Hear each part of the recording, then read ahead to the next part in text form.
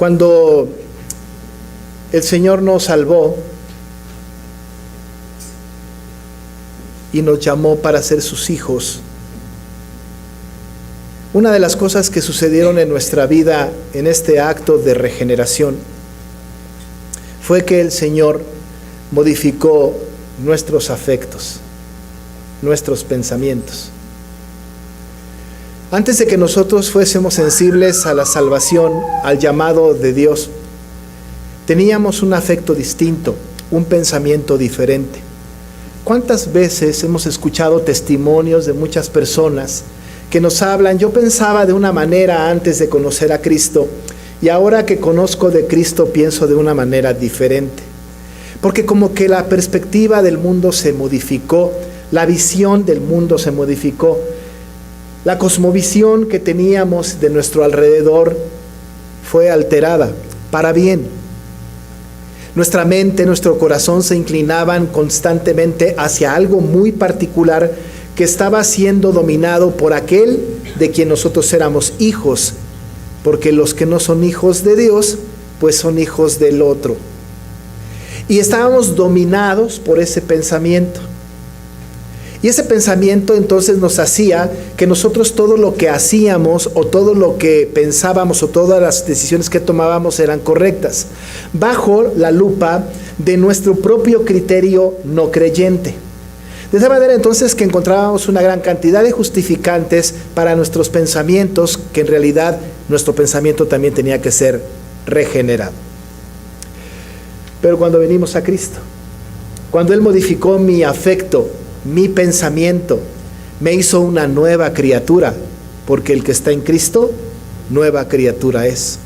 Y las cosas que pasaron tienen que ver también con nuestros pensamientos, esos pensamientos ajenos, esos pensamientos del hombre natural quedaron atrás a partir de que el Señor pues modificó mi corazón y me dio una nueva vida. El problema es que cuando hemos venido a esta nueva vida, nuestro pensamiento ha tenido la tentación de estar otra vez en aquellas costumbres anteriores en donde pensábamos mal. Y que justamente estaba nuestro pensamiento puesto en otro lado completamente distinto a lo que ahora el apóstol nos insta a pensar. Pero ese pensamiento entonces tenía que ser redimido.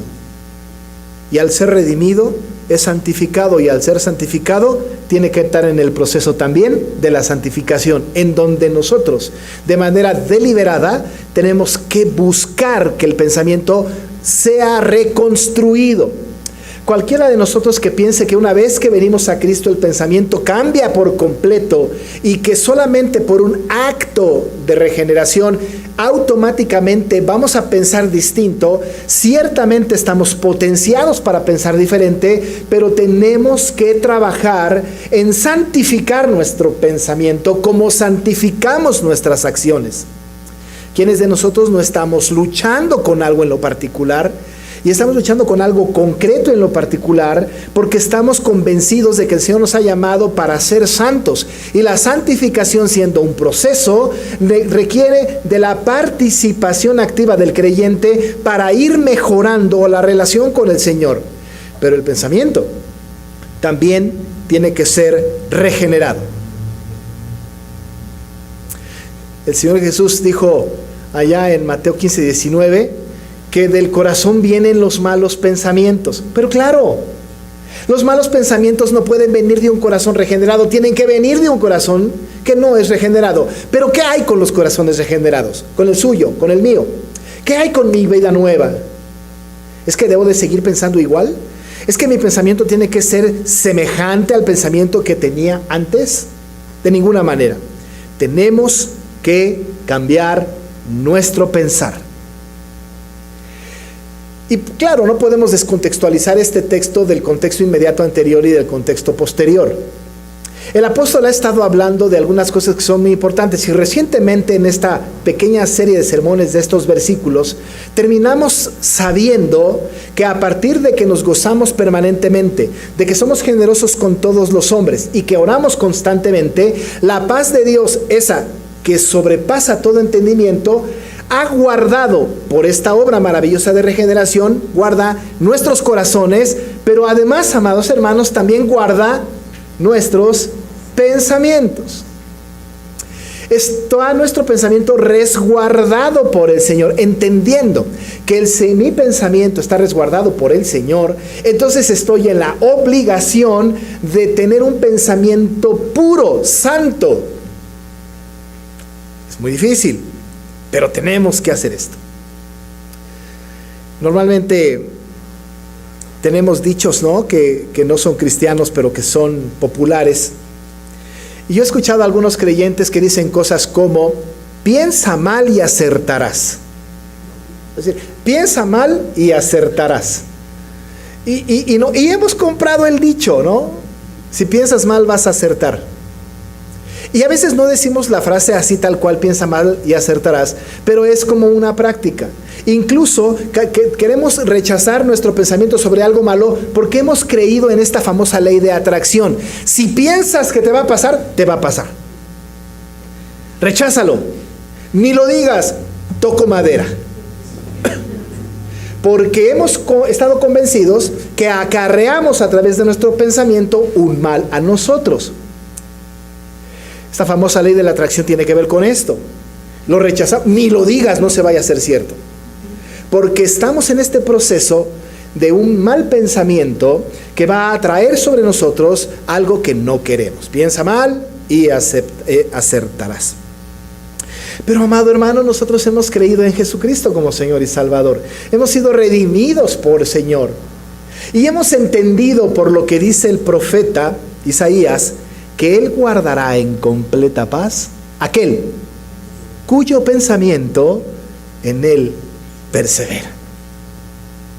Él guardará en completa paz aquel cuyo pensamiento en Él persevera. Si esto es verdad, entonces el pensamiento es una responsabilidad nuestra que tiene que perseverar en la confianza de nuestra comunión con el Señor.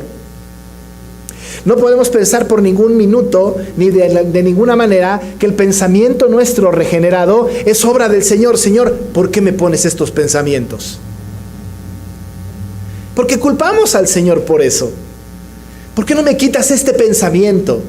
Cuando es responsabilidad del creyente, es nuestro compromiso delante del Señor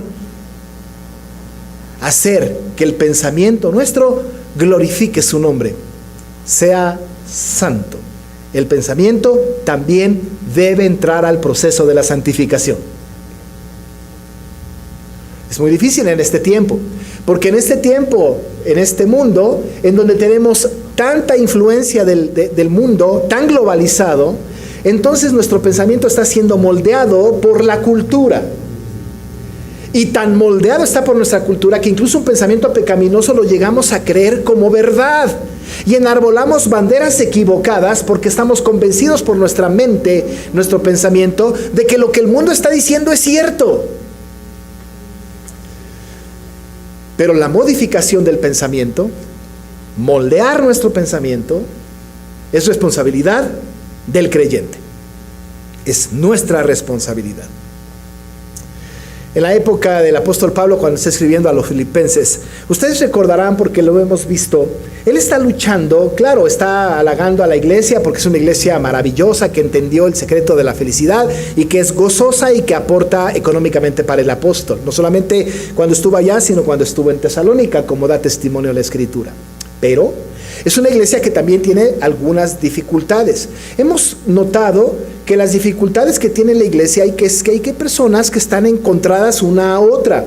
Se imagina a Evodia y a Síntique. Es posible que Evodia y Síntique, que he insistido que no es porque sean mujeres, ¿no?, para no tener esta idea, sino dos facciones del grupo, ¿no?, estaban encontradas una con la otra. Y es posible que una de la otra haya tenido pensamientos equivocados uno del otro. y que haya interpretado acciones del otro como subversivas o de insulto hacia la otra parte. Esta hermana seguramente está haciendo eso para molestarme. Mira cómo se están reuniendo allá en la esquina ese grupo. Seguro están hablando mal de mí. Y seguramente hizo esto o aquello para molestarme. Es posible entonces que se hayan encontrado en semejante pensamiento y que se hayan dejado llevar por el pensamiento. Por eso el apóstol tiene que decirles, ¿no?, que sean de un mismo sentir en el Señor. El pensamiento de ellas, el pensamiento de aquellos que estaban coqueteando con los judaizantes o con los sensualistas, tenía que ser un pensamiento santificado. Un pensamiento que fuera modificado voluntariamente por el creyente. Voluntariamente. Y entonces, después de disertar el apóstol sobre este asunto y de pedir a Clemente y a Cícigo que ayuden a estas que combatieron junto con él en el evangelio, y hablar del regocijo, de la generosidad y de la oración y de la paz que sobrepasa todo entendimiento, como para rematar, termina diciendo: por lo demás, hermanos, o ya casi para terminar, ¿no? Pablo aquí se parece un poco a los predicadores que dicen por último y se llevan como media hora predicando. Pero acá es así como que ya casi para acabar. Por lo demás, habiendo dicho lo que se dijo, habiendo asentado lo que se asentó, ataca, viene a decirnos a nosotros y a los filipenses en su tiempo cómo debe de ser el proceso de pensamiento dentro de la iglesia, que por cierto tiene que ser, insisto, santificado. Va a decirles, por lo demás, hermanos, y utiliza tantas veces como le es posible la palabra panta, que en griego, panta, traducido al español es todo. Y todas las veces que dice todo es panta. Dice, todo lo que es verdadero,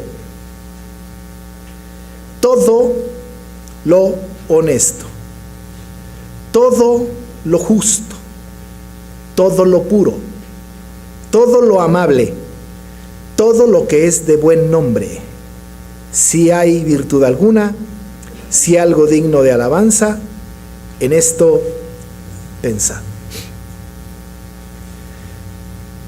Cuando utiliza la Biblia absolutos como este panta, como este todo, todo significa todo, absolutamente todo.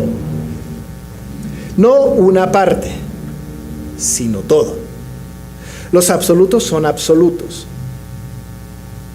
De tal manera que no excluye algo en lo particular. Entonces, cuando habla de esta responsabilidad nuestra de tener un pensamiento santificado, va a incluir algunas características que tiene que tener nuestro pensamiento respecto de la iglesia, respecto de mis hermanos y respecto de la fe. Respecto de la fe, tiene que ver con todo aquello de la fe, tiene que ser sometido nuestro pensamiento a este criterio. Todo lo verdadero de la fe, todo lo honesto de la fe, lo justo de la fe, lo puro de la fe, lo amable de la fe, todo lo que es de buen nombre de la fe. En ese sentido, no podemos de ninguna manera dudar o tener un pensamiento equivocado de la fe. Es decir, que no podemos poner en tela de juicio la fe. Ningún asunto doctrinal, ningún asunto escritural podemos poner en tela de juicio, porque si hacemos esto, nuestro pensamiento divaga sobre cosas que no son agradables delante del Señor. En cuanto a la fe, entonces, todo lo que tiene que ver con el Evangelio, todo lo que tiene que ver con la Escritura, debe de ser así, como dice el apóstol, verdadero, honesto, justo, puro, amable. Con respecto de la iglesia, con respecto de la comunión de los santos, con respecto de una iglesia que tiene esta problemática ya en Filipos y que tiene una problemática en las iglesias de todos los tiempos. En cuanto a la iglesia, nuestro pensamiento completo tiene que ser sobre lo verdadero de la iglesia, sobre lo honesto, lo justo, lo puro, lo amable. ¿Sabe qué? Hay personas que no vienen a la iglesia. Ellos darán cuentas. ¿Por qué no vas a la iglesia? Yo no voy porque está llena de hipócritas. Son falsos. Porque si tú vieras a los hermanos que ahí se reúnen afuera, ¿no? Y entonces su pensamiento está en otro asunto. Porque la iglesia no le da valor a la iglesia, a la individualidad de sus miembros, sino lo que el Señor ha dicho de la iglesia. La calificación de Cristo hacia la iglesia. No los que conformamos la iglesia, sino la definición de Cristo de la iglesia. Por supuesto, los que la conformamos somos falibles y nos equivocamos, pero la iglesia en esencia es el cuerpo de Cristo. Pero en el ámbito particular, personal, que es el más complicado, porque ahí Pablo tenía a Evodia y a Síntique, qué difícil. Qué difícil. Nos hemos erigido jueces de nuestro hermano y de nuestra hermana. Hemos intentado encontrar toda clase de incompetencias para justificar nuestra animadversión en contra de alguna persona. Hemos interpretado costumbres, hábitos, conductas, miradas, vestidos para atribuirles alguna falta y entonces pensar en algo más allá de lo que tendríamos que pensar. Y el apóstol Pablo nos ha insistido en que todo nuestro pensamiento regenerado debe ser dirigido por Cristo. ¿Sabe cómo le dijo a los corintios? 2 Corintios 10:5 dice: derribando argumentos y toda altivez que se levanta contra el conocimiento de Dios, y dice: y llevando cautivo todo pensamiento a la obediencia de Cristo. Mi pensamiento tiene que estar sometido a Cristo.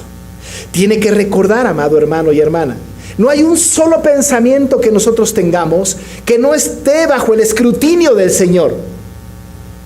Ni uno solo. ¿Sabe lo que dice el Salmo? Él conoce de lejos nuestro pensamiento. Y antes de que salga la palabra de nuestra boca, Él ya la conoce toda. No podemos esconder nuestro pensamiento del Señor. Y el Señor sabe si mi pensamiento está sujeto a Cristo, cautivo mi pensamiento a la obediencia de Cristo, o no lo tengo cautivo a la obediencia de Cristo. ¿Se imagina cuánto estamos pecando? ¿Se da cuenta qué barbaridad de pecados cometemos todo el tiempo?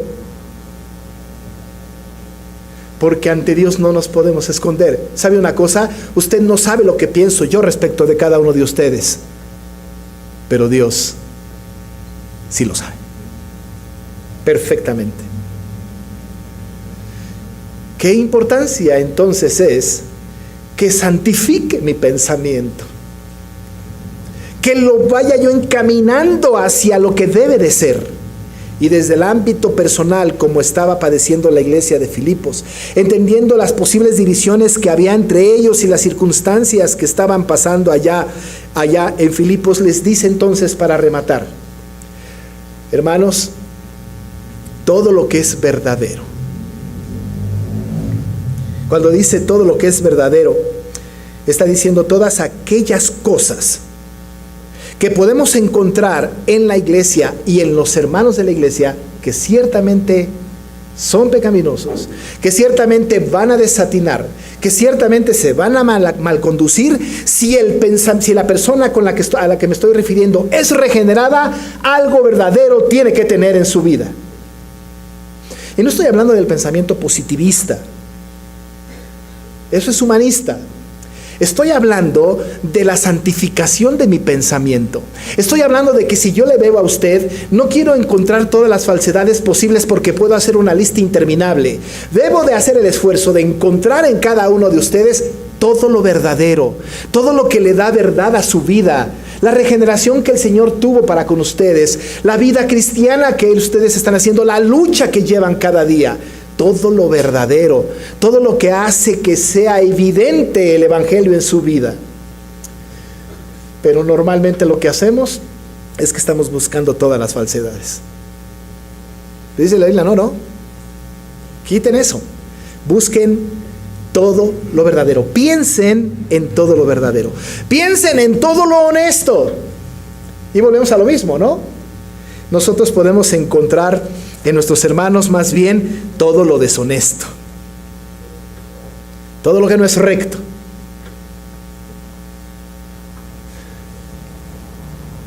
Especulamos mucho, ¿no? Y entonces decimos cosas como, bueno, no viene a la iglesia, ¿no? Seguramente, y entonces le inventamos una historia. ¿Por qué no lo buscamos? ¿Por qué no indagamos? ¿Por qué no oramos? ¿Por qué no purificamos nuestro pensamiento? ¿Por qué no pensamos de aquella persona o de la iglesia? No en lo deshonesto, no en lo no recto. Hagamos un esfuerzo de pensar en lo honesto. Y déjeme decir otra cosa, en todos estos asuntos, lo más fácil es pensar en lo contrario.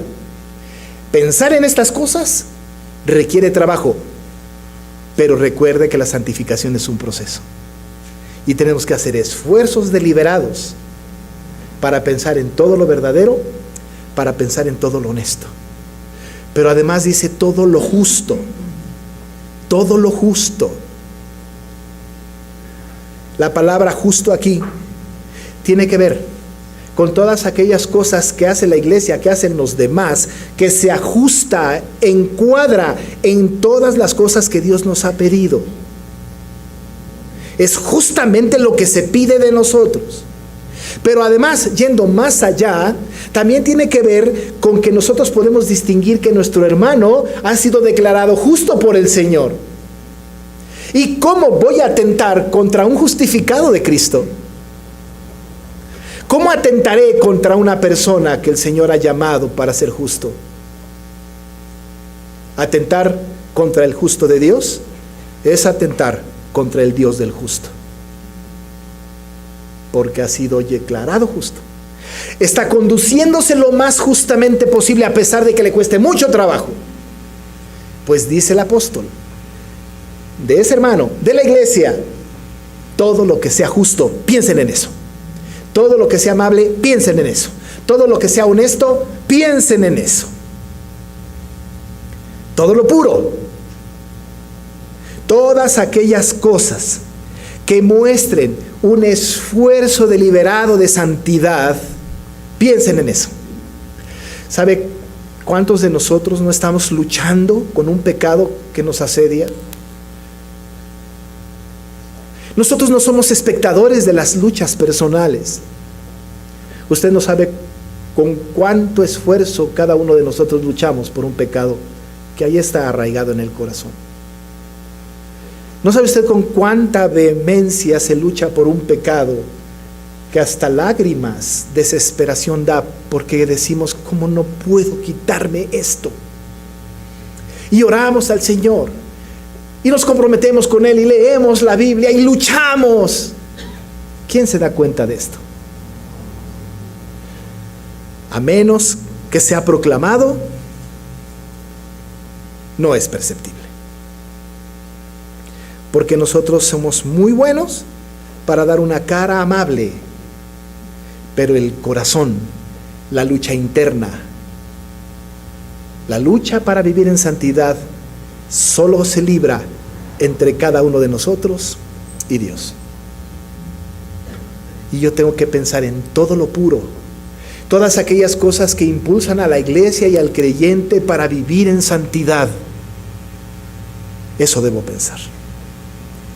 Todo lo amable, y termina diciendo, de amable no hay mucho que decir, todo lo que es de buen nombre. Todas aquellas cosas que sean dignas y que enaltezcan a Cristo, en esto debo pensar. ¿Sabe una cosa? La tendencia del ser humano y del creyente es que tenemos nuestro pensamiento que nos juega tretas importantes y que nos hacen pensar de nuestro hermano, de nuestra hermana, de la iglesia, de las organizaciones, de los líderes, del pastor, de los ancianos, de los diáconos. Nos hace pensar todo lo contrario. Y anidamos en nuestro corazón todo lo contrario. Y no estamos santificando nuestro pensamiento. El apóstol sigue diciendo, de esto preguntaría quizá a Evodia y a Sintique y a la iglesia, dime una cosa, ¿Hay virtud alguna? ¿Hay algo virtuoso? Hace mucho tiempo, cuando yo empecé mi ministerio hace muchos años, en una clase que gracias a Dios ya casi olvido por completo, en el método de consejería me habían recomendado que cuando tuviera una pareja de matrimonio en conflicto, tenía que poner una lista, y yo decía este proceso de consejería, que cada uno haga una lista, ¿no? Cada uno haga una lista de los errores del otro, y luego otra lista de sus virtudes. ¿Sabe qué? Podían llenar una hoja o dos de los errores, y cuando se empezaban a escribir las virtudes, pues 1, 2 y más nada. Y esto llevaba a retroalimentar la animadversión. Porque entonces ahora se asomaban los errores y más elementos de ataque había. No, hay que quitarlo por completo. Porque la Biblia no dice hagan una lista de los errores de su hermano y de sus virtudes. Todo lo contrario, dice, si hay virtud alguna, en esto piensen. Porque sí la hay.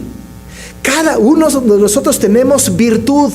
Tenemos nosotros de entrada que hemos sido regenerados por el mismo Jesucristo, por el mismo Dios que ha regenerado a toda su iglesia. Vivimos en una lucha de santidad. Hay algo en nuestra vida que nos distingue como creyentes. ¿Hay virtud alguna? Si alguien viene y me dice, pastor, es que ya no aguanto a mi hermano o a mi hermana, yo preguntaría, ¿observas alguna virtud? No, pues la tarea es que no vengas a hablarme a mí de esta persona si no observas una virtud. Algo que le distinga como creyente. Dice, si hay virtud alguna, pero además se recrudece el asunto. Y si hay algo digno de alabanza, en esto pensad. Algo digno de alabanza. ¿Podemos nosotros reconocer algo que esté haciendo bien para el reino la persona de la que estoy hablando? ¿Puedo yo reconocer algo que esté en su vida constante, que alabe al Señor? Amados hermanos, nuestra obligación como creyentes es santificar nuestro pensamiento.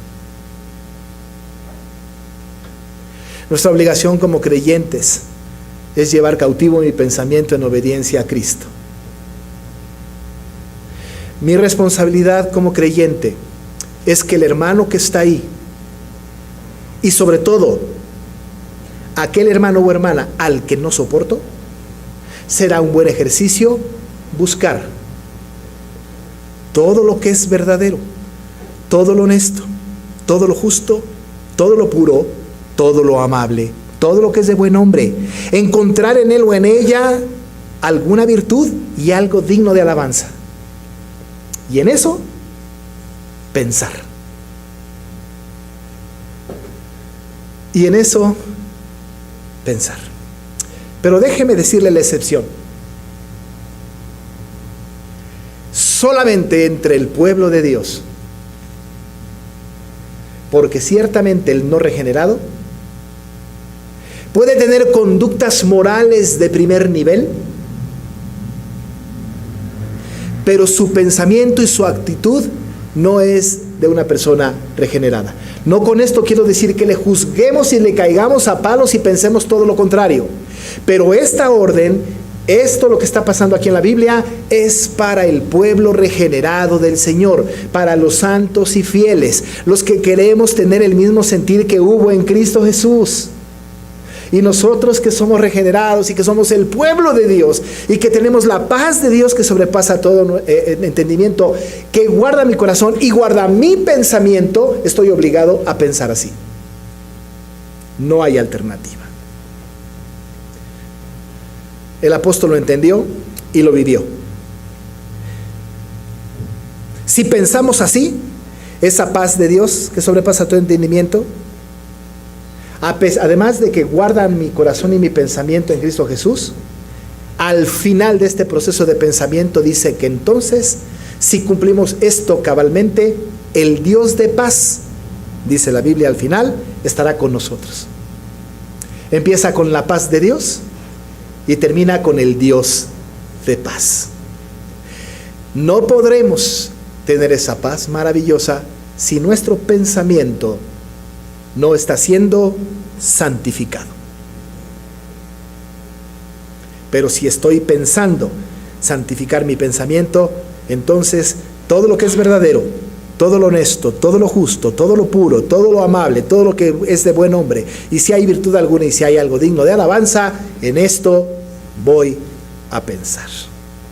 Difícil tarea, pero absolutamente necesaria en el proceso de la santificación de mi pensamiento. Oramos. Señor, ninguno de nosotros estamos excluidos de no acatar esta disposición apostólica tuya, pues. Qué trabajo nos cuesta. Ayúdanos. No solamente queremos, Señor, entender que estamos siendo santificados a través de hacer morir cosas terrenales en nosotros, dejar de hacer cosas, pues, o hacer algunas cosas nuevas, sino también queremos, Señor, santificar nuestro pensamiento. Ayúdanos. Necesitamos de ti para que todo lo que es verdadero, todo lo honesto, todo lo justo, todo lo puro, todo lo amable y todo lo que es de buen hombre, si hay virtud alguna y si hay algo digno de alabanza, en eso pensemos. Llevando nuestro pensamiento cautivo a la obediencia de Cristo. Porque tú guardarás en completa paz aquel cuyo pensamiento en ti persevera, porque en ti ha confiado. De esta manera, queremos ser la iglesia que te agrada y que demandas de nosotros. Pedimos así en el nombre de Jesús. Amén.